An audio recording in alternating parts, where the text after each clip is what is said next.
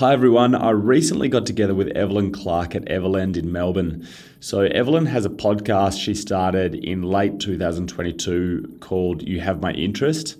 And we wanted to deep dive into the topic of commercial lending and also working capital within a business, and ultimately what a healthy cash flow cycle looks like and how to implement specific debt facilities into businesses to look to make them more efficient and driving stronger margins and profitability. So Evelyn is an absolutely wonderful broker and I'm really excited that we got to do this together. So let's get into it. If you have any questions, please feel free to leave me a comment in the notes, but enjoy.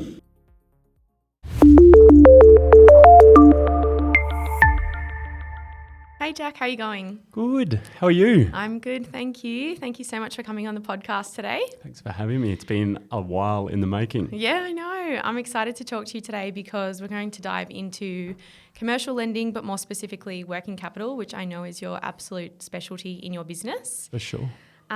Before we do jump into that, I would love to just get to hear a little bit about your business, why you started it up and what drew you to the business side, because we both do a little bit of resi, but I know that business is definitely your strong suit. So tell me a bit about how that came about. Yeah, for sure. So I worked in Bank of Melbourne and Westpac Group for probably about 5 years-ish, and then stepped over to Liberty to help them set up an unsecured commercial division. And out of all of that, that was about 7 years all up. And then after that, I said, I'll go and give it a crack under my own banner. So to answer your question on how it got that way was... I was a commercial banker back then, so that's sort of the skills that I developed. And aside from that, I was in a pretty niche part of the bank, which was the ability to borrow without security. Yeah. And when I say without security, I should be more specific and say without tangible security, so maybe a commercial property or a resi property. And I didn't really recognise at that point, because I was really early in my career, that that's quite an unusual sort of spot that even a lot of bankers even don't get exposed to that. And from a broker perspective, I would say maybe only 20%, if that, would do this sort of lending. And it made sense to kind of try and niche down a bit and go for that. Yeah, awesome. So in terms of, I guess, identifying between secured versus unsecured in the way that we know it as brokers, so obviously not traditional security or, property-backed security. Can you give a bit of an overview of the differences and how, I guess, what sort of clients may gravitate towards one or the other in terms of what they need? Yeah, absolutely. So traditionally a client will come to us and they don't know much more other than what the need is, which is, I need some money generally. And then we will need to work backwards from there on what they're looking for. So traditionally, there are pros and cons to secured and unsecured. Secured is obviously much cheaper because it's de-risked for the lender. So you're looking at traditional sort of rates, which is kind of, if you're in a major bank, sort of like the 6s, 7s is kind of where you sit. Whereas if you don't have the ability or the luxury to be able to throw up a security, which potentially some small business owners either won't be able to or won't want to, at which point we'll need to look at unsecured options. And there's a couple of differences there, which is it's more expensive, obviously. The loan terms are generally much shorter, so you can go up to, say, like 20, 30 years or whatever on a fully secured loan, whereas unsecured, depending on your lender, potentially maybe 5 years max, maybe 10 is kind of where you're sitting. Yeah. And also, as I said, a bit more expensive as well. So the answer is, it's kind of how long's a piece of string in terms of the best option for a client. And traditionally, we're trying to build a facility around the needs of the client that it's going to really tick the boxes of what they're trying to do. Yeah, for sure. So I guess if we look more traditionally at commercial lending that is asset-backed, I mean, there's so many purposes in lending, right? People can be purchasing a site, they can be purchasing a business, they can be needing to cash out for something. What are the traditional or the most typical types of funding that you're generally seeing in the unsecured space? In the unsecured space, that's a really good question. So just with where the market is at the minute, it's a very different market to what it was 2 years ago, for example. 2 years ago, interest rates were low, the market was awash with cash, the government was pumping it in, It was very much an expansionary market where people are not looking to borrow to fix problems. They are looking to borrow to grow, which is, investing in the business. We might be looking at paying some wages to someone who's not going to be able to, for example, generate any revenue for 3 to 6 months. That's going to create a cash flow drag, obviously. So that's potentially something that we looked at back then. People would also be looking to buy other businesses, for example, or that sort of more growth stuff. Yeah. It's a bit of a different market now, I would say, for particularly SME type guys who are now in more of a restructure type mode. So they've gone through a lot of growth, interest rates have come up, and now they're looking to restructure these loans such that they may need to fix some problems, which is probably more common these days, which is they may have cash flow gaps, for example, or they've got some issue that they need to fix with cash, at which point we need to use an unsecured facility to be able to enable that debt. But yeah, it just depends. Yeah, for sure. So can you define for me commercial lending? Yeah, so it's something that brokers really do tend to kind of just umbrella, and there's so many aspects. It's not like home lending where just home lending is home lending. There's so many different aspects, which is why we need to define it. Commercial lending can be broken down into a few things, which is the person borrowing to buy a commercial property, which is kind of pretty similar to buying a house, but it's a commercial property, so the process is quite similar.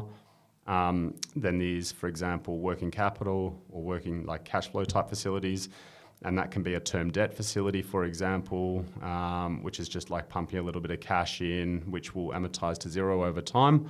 Or you've got like an overdraft, for example, revolving facilities, which again, they are your true working capital type facilities. Yeah.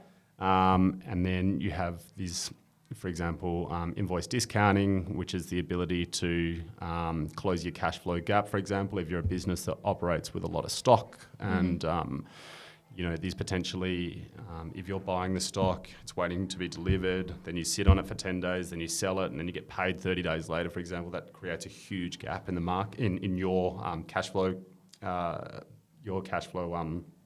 cycle, I should say. At which point, if you can consolidate that 50, 60 days into 10 days, you can get much more capital into the business. You can buy more stock, which means you could sell more stock and make more money. So yeah, for sure. There's a lot of different aspects of what is commercial, I guess. Yeah, for sure. I remember when I was starting out as a broker, I started working with a broker who had left commercial banking as well.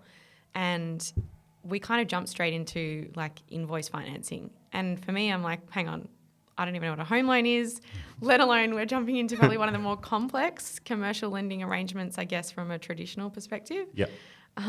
So it kind of opened my eyes up to just the scope of the different types of lending when you do get into the commercial realm. Yeah, pretty amazing. And the other bit of it is, you speak to the people who are very much like, debt adverse, or they've grown up with parents that have gone, don't do debt sucks, blah, blah, blah. Yeah.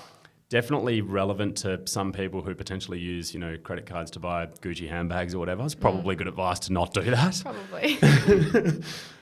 But for example, there is definitely an opportunity cost as to not using it if it is for a working capital type lend. For example, what you've just mentioned, which is, invoice discounting.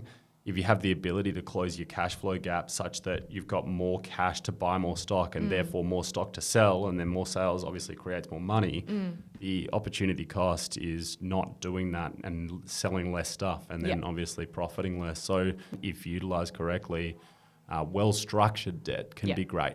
Yeah, for sure. Just something to say on that as well, which is the value of a good broker is if you look to put in, say, working capital facilities, for example, and they're not well structured and they are, you're given advice, which is to use facilities that are not the best they can be, what ends up happening is they're poorly structured, you're not utilising the security correctly.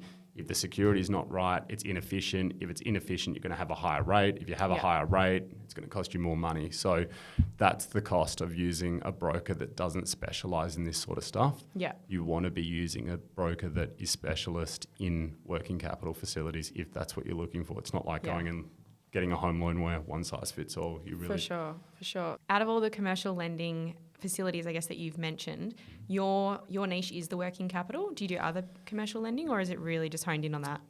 What we specialise in is self-employed, Yeah. and the reason for that is, as you will know in your own business, which is they're not cookie cutter, they're not one size fits all. If you are self-employed, you've been through the process of getting debt with someone that doesn't specialise in self-employed or doesn't quite totally grasp self-employed and do more PAYG sort of stuff, you will have a problem, and a self-employed person knows that. Yeah. I don't need to tell them. Yeah. At which point it's an easy sell for those guys because they know that they're more complex. Yeah.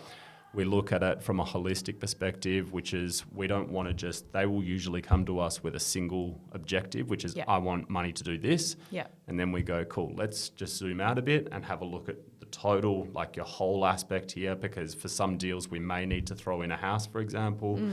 The house might be somewhere else. We might be able to pull that in and then potentially over leverage to up to 100% or 110% of the value of the property. Yeah.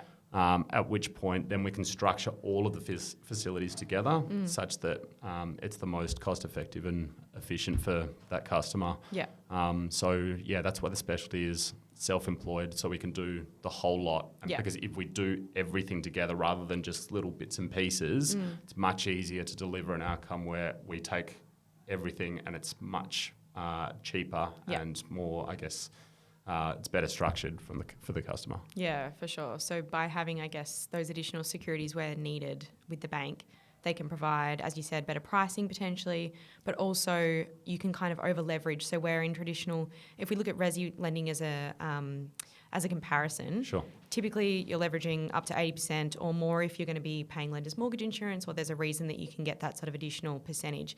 But you're not really going above 100% unless it's a guarantor loan, in which case the purpose is not to refinance above 100%, it's to buy the asset itself. Whereas in the commercial space, what you're saying is you can potentially take an existing security that they already own, leverage above 100% of the value of that for potential business needs as well. Exactly, spot on. So a home loan, by definition, under the NCCP, they will only let you go to 80% or over if you've got the LMI, which means even if the bank wants to take the risk, they're not allowed to under the regulations. So the way it operates is obviously a commercial loan is not governed by consumer protections, such that the bank will say, cool, so we'll let you go to 80% on the resi facility, which is obviously looked after by consumer protection. But the commercial loan, which is not consumer protected, we can go, they're not mandated by law to stick at 80, for example. They can go to 150 if they wanted to, but it's just then it becomes a matter of credit risk and that sort of stuff. Whereas on the resi facility to 80%, that's actually like mandated by the law plus LMI, obviously to keep, the system safe and keep our housing market secure. Yeah, for sure. Fantastic. So let's jump into a little bit about cash flow. And we will touch on some of the working cap facilities as well. In terms of your opinion, you've seen a lot of businesses, you've been in commercial banking. Why is cash flow so important in business? Why are the issues for cash flow something that can kind of make or break a business, and how can you support that? So any small business owner will say my biggest issue is cash flow.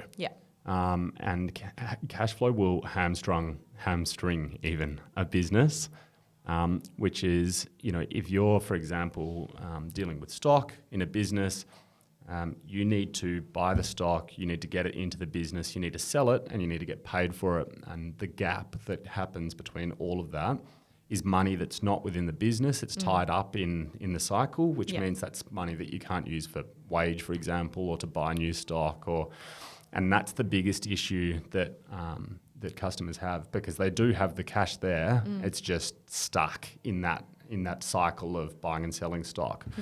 And they will say that that's the biggest issue. So I think it was Judo. They did a report on the biggest issue that they had, and they said it was cash flow.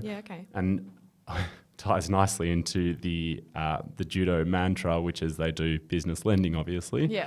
But from an opportunity perspective for the banks, they obviously do cash flow lending, but it's not as easy as it should be. It's not like a home loan where you just say, I want one and you can have one. It takes, to get the actual the policies and the products to work, you need to have a decent broker that works in that sort of lending, I would say, and they need to have the contacts within the bank to be able to write those sort of products, because again, it's a specialized space. Even if you're a banker, if you went to a home loan banker and said, I need commercial facilities, they'll be like, I don't know how to do that. Yeah. Exactly. So yeah. Yeah, okay. So what sort of working capital facilities do lenders offer? So they, broadly speaking, will break it down into secured and unsecured facilities, and the one that we're going to use is going to come down to ultimately what the client is prepared or able to provide. So, for example, if a customer's got a house that's, say, leveraged at, say, 65 or 70%, it would probably, depending on the purpose of the funds, make sense for us to take money out of the property in a commercial loan. Mm-hmm. And the purpose for that, or the reason why that's important, or we would do it that way, is because there's security underneath it, the bank is more inclined to give us a longer term. Yep. A longer term means that the customer is going to be repaying less monthly, which Yep. means we're going to have less stress on the cash flow of the business. Mm-hmm. Compare that, for example, to an unsecured facility whereby the max term, if you are speaking to potentially a Prosper or someone of that nature, they will tend to term these at 2 years, which means unless you've got a pretty defined way of getting out of that loan, the repayments are going to be pretty significant on something like that. And that probably leads me into the next bit that I think we should talk about here, which is the use of using unsecured lenders, which is they're not for everyone. Yeah. Even though you may be able to get the money from them, it may not be the best thing for your business. Now, the quantification on that, or how that works is, if you've got a business, for example, that there's a problem that a business can have, and they look kind of the same, but you need to understand which one's which. A business that is having cash flow problems, an unsecured facility can work for. Cash flow problems means the gap between putting money out and receiving money back. Yep. That's the cash flow gap.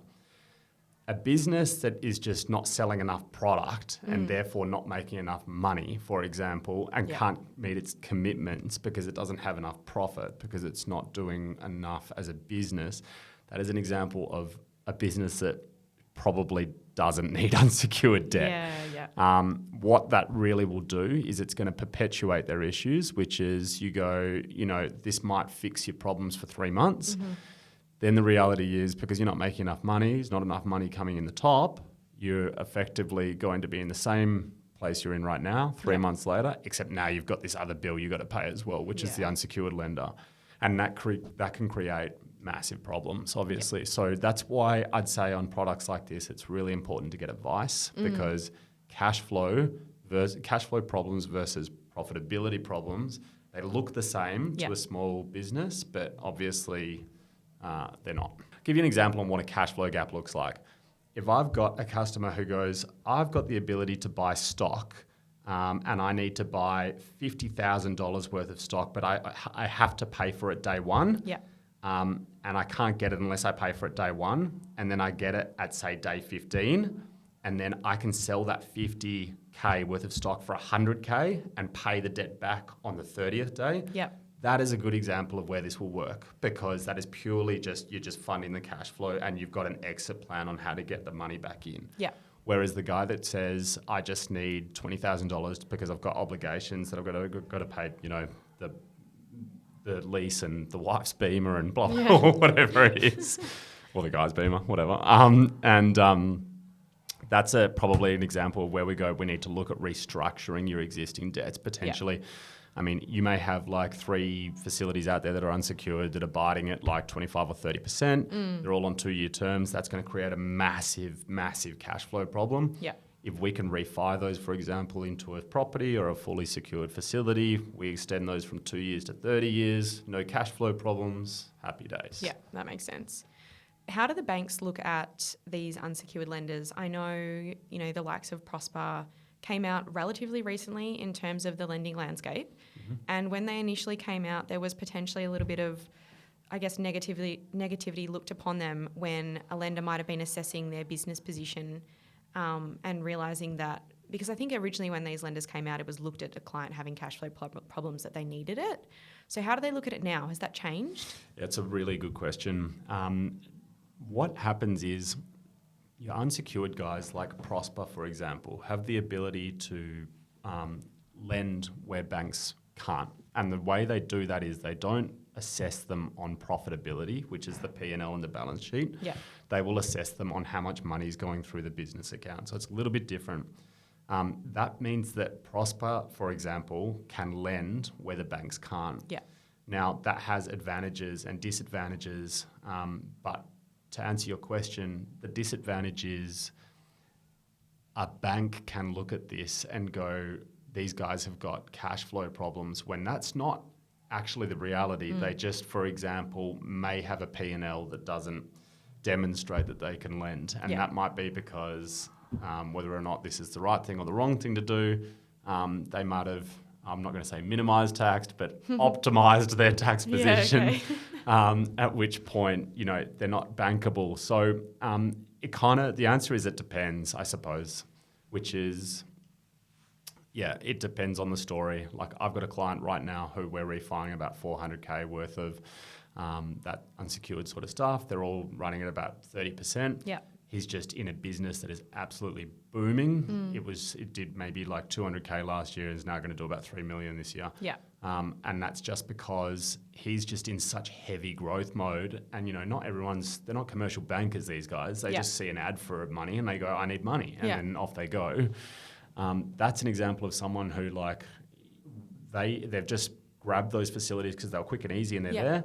And now we're transitioning into a space where we go, let's get you a little bit more of a long-term facility. Let's try and restructure everything such that we can talk about the next 10 years rather than the next 6 months type thing. Yeah, for sure. And I guess the good thing for them is they leverage that facility for the growth. So now they're in a good position. They can refi out, maybe look at a more bankable product as opposed to a smaller cash flow unsecured lender. Exactly. Yeah. And also like those unsecured lenders, they tend to charge a lot more than the majors. And I'm not saying that's a bad thing. That's just the nature of their business, which is they are prepared to do more high-risk stuff. They're not taking security is the first thing. They'll run on a 6-month ABN. Bank won't do it at 6 months. They'll run without P&Ls and balance sheets. Banks won't do that. So the nature is they are more expensive, and that's okay. But, you know, it's just when we get to the point that they become bankable, we should probably be trying to transition them out of those facilities into more long-term, you know, facilities with a banker and a substantial, you know, Big Four bank. Yeah, for sure. And you kind of touched on something there that I wanted to ask you, which was around documentation requirements. So with a major bank, I guess it's kind of how I look at from a resi perspective. I'm just putting my resi hat on here. It's kind of like looking at a full doc application versus what we call a low doc, which is obviously providing less documentation. Maybe their ABN's been registered for a shorter period of time, etc. What are the banks requiring? And my second part of that question is, if you have had a client that's had maybe a significant up growth in their revenue or their profitability or whatever it might be, but that's not yet showing up in your financials because they haven't completed that financial year, can that still be demonstrated to the bank rather than an unsecured lender? For sure. A lot to unpack there. So I'm going to go in reverse because I remember that one. Okay. So the answer is yes, absolutely. We can demonstrate growth because obviously we only do a set of financials every 12 months. And if you've got a business that's, say, 3 years old or 2 years old, not unusual for them to just be growing like that. At which point we can validate it with a couple of ways. We'll use projections, which, you know, sometimes are not worth the paper they're written on. Yep. But we can validate those projections with BAS statements, which happen every 3 months. Yep. So on the quarter, we can start to show, although they're only validating the revenue, they're not seeing the profit, it's still enough to say we are validating the money that's going through the accounts, Yeah. In terms of bankable or appetite, that's what your question was. So a full doc lender, so a bank, for example, you're very spot on in the sense that it's very similar to a home loan. It is a full doc loan. They want to know absolutely everything. They want to see 2 years of fins. They want notice of assessments, tax returns, trust deeds, returns on the whole lot. It's the whole gamut. Now, the reality is that is difficult, but it's the price you pay if you want a well-secured and a well-structured facility, which is, if you want long-term facilities at low rates and you want a bankable deal, then you got to go through the bank hoops. Yeah. And that's one of the downsides of, obviously, like going through the majors. But the majors' upsides are great structure, longer terms, cheaper rates, even potentially, they'll do, for example, we did last year a 5 mil unsecured lend. That is $5 million unsecured would never exist outside of a bank. Yeah. Because like no private lender or no, group backed by, Credit Suisse money or whatever is going to say, we'll let $5 million go out the door with that property, regardless of how good the deal is. Yeah. So that sort of stuff has to go through a major and it has to be a full doc loan, that sort of stuff. Yeah, that makes sense. So traditionally, banks can also lend more money. How much are clients capping out at if they're going through someone like... Hi everyone, I recently got together with Evelyn Clark at EverLend in Melbourne. So Evelyn has a podcast she started in late 2022 called You Have My Interest.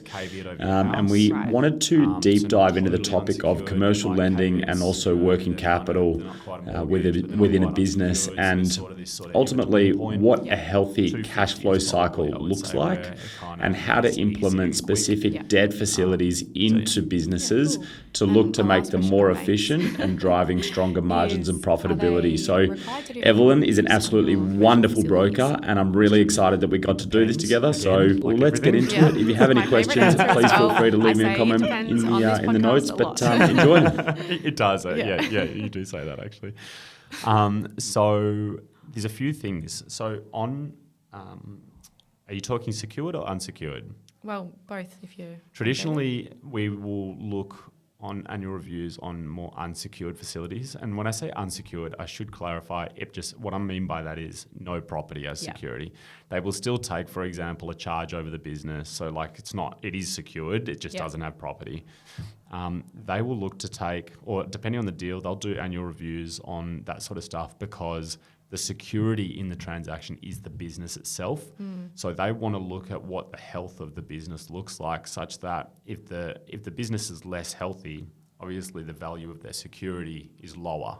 So they want to look every 12 months just to make sure that the business is trending the right way. Yeah. So if I was a client that had some sort of maybe business growth that I need assistance with from raising some capital effectively in my business to get there. So I need to borrow money to get me to where I need to be. Or I maybe have some facilities that need reviewing and they're getting a bit expensive or they're just not structured correctly. How can I put myself in the best position, other than coming to someone like yourself who is an expert in that field, but how can I actually put myself in the best position to ensure that I'm going to be able to get the right structure on my lending? Good question. So without seeing someone like me, unless you learn how to do my job, then I'd say you can't do it, basically. It's kind of like saying, how do I diagnose this heart palpitation in my chest without going and speaking to a heart expert? Okay. Like it just kind of doesn't. So basically the answer is just go and just speak to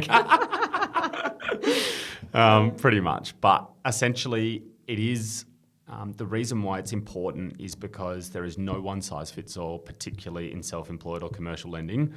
The majority of clients, for example, a butcher, for example, they don't know what facilities and structures and blah, blah, blah. Like they don't know what all of that looks like. Yeah. They just want to go back into their shop and make more sausages. And you go, okay.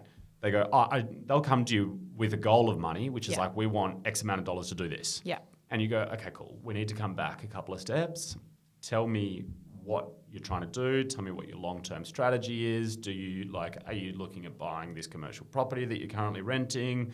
Is that not interesting? Are you looking to transition to retirement? All of the answers to these questions are going to massively change the objective or the goals of what we're going to put in for this guy and or this girl, I should say. And the other side of that is it's different to a home loan in the sense that a home loan is set and forget, which is the purpose of a home loan is to buy a home. Yeah. And, it's a 30-year term and it reduces to zero. And the purpose doesn't change over time. The difference with commercial operators and self-employed operators is their goal on January of this year can be potentially totally different to what their goal is January next year. And that can be based on their clients are changing, or the market is changing, or, if the interest rate environment is different, at which point you might have gone, January this year, I might say or last year, I could say, my goal is I want to put away $200,000 to buy a boat, for example, because 2 years ago or a year ago, that was kind of a thought, which is there's so much money, life's good, we can do whatever we want. And now today, you go, that's probably not the best idea. And I want to, I need to restructure because I want to put on more people, because I want more productivity, which is going to cost more growth. And then there's going to be a cash flow gap while I get those guys trained up. So, and that's changing all the time. So we speak to them at minimum every 6 months and just say, hey, just checking in. And that is usually more than enough time for them to go, thank God you called, we're doing all these things, we need to restructure these facilities. What we said we wanted to do 12 months ago is not the reality anymore. Or we did put something in that's not working, it's too expensive, or we've got this revolving line which is costing us too much money, we need to transition that into another facility which is going to be cheaper, I want to get rid of it. There's just so many for sure. different bits and pieces, which is why we try to stay on top of them in terms of they're evolving, their businesses are evolving, and we need to be on that journey with them, which is again probably another reason why you need to come and speak to us. So what I'm getting as well is that it's not a case of, I guess, always needing to wait until you have an immediate need, but it could just be a matter of coming and speaking to someone like yourself earlier as well and saying, look, this is a future goal that we're thinking about, as well as obviously if there are immediate needs, yes, but I guess not people leaving it too late before they are in potentially an issue that they need fixed. A business that is in a bit of a oh shit position is the options for that client are getting tighter. It's getting harder. And if they're getting harder, that means they're probably getting more expensive too. The best way, and this is the advice I give everyone, is get a contact who's going to help you with this sort of stuff and keep them all the way through, because they're going to show you what the goalposts look like to grow. They're also going to keep you away from the sharks of saying you need to avoid this bit here. Make sure you don't land there, because then you're really going to be in big trouble. And that comes particularly with things around your credit score, for example, is what most people would think of, but also the metrics of the bank, what they need to see or not see for you to be bankable. So it's a matter of keeping yourself in this little position such that you become bankable and you stay bankable. And that's why, people who don't know what those metrics look like are not obviously going to know what they need to be doing, which is why, in my opinion, you should be, if you're self-employed, you should be speaking to someone minimum every 12 months just to go this is the plan. Do you think that's smart? If it is, what do we need to do to get there? And then you can really start to, at that point, build out what, your roadmap looks like over the next 3, 4, 5 plus years. Yeah, awesome. No, I think that's a fantastic way to finish as well, and just, I guess, let people know that it's really, really valuable to have those contacts. It's very traditional for people to go directly to a bank, but as you say, you're playing that sort of advice piece for clients as well, which is fantastic. And if they can have their hand held throughout that process and, be able to move their lending as their goalposts move as well, it's just going to support them to grow their businesses even more. So I really appreciate you coming on the show today. Thanks so much for having me. That's okay. How can people contact you if they have any questions, if they want to reach out in terms of business lending? For sure. Email address is jack@leveragecapital.com.au. Or just give me a call. Perfect. We'll pop your details in the show notes. Sure. And people can reach out to you that way. Awesome. Thank you so much for having me. No worries. Thanks, Jack.